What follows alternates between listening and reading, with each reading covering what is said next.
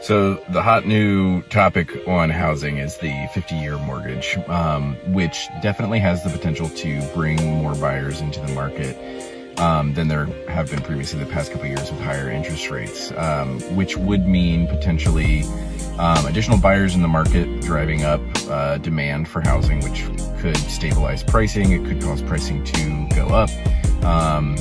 Kind of the similar situation like we had honestly 2014 through about 2021. But one thing to be aware of if you're going into any mortgage, but particularly a 50-year mortgage, is your amortization table.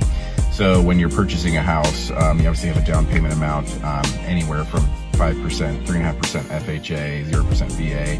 But for conventional, typically around 5% to 20% is where people land. And that's your equity in the property. And as you see on the amortization table with your mortgage payment, your first, honestly, 10, 15, 18 years is going to be interest heavy. So the question is this a good thing or a bad thing for buyers or for the market in general? And realistically, it can be both. It's really about how you utilize your mortgage as a tool. I generally tend to communicate that any financing type that a buyer uses is simply a tool to get you what you want.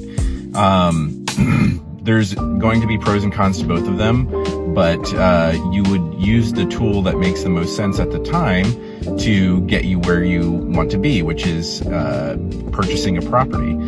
When that tool no longer becomes beneficial to you, then change tools. So as far as I know, there aren't any strings attached to the 50-year mortgage that would keep you from refinancing later if it made sense to do so.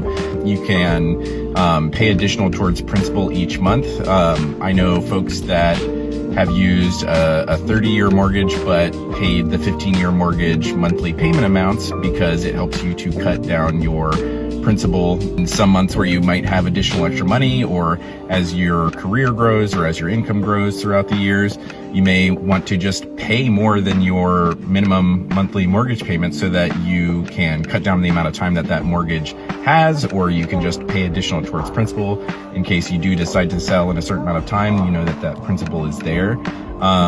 So it's really just knowing what the tool is that you're using. And then when that tool is no longer the right one for the job, you have options to change tools later.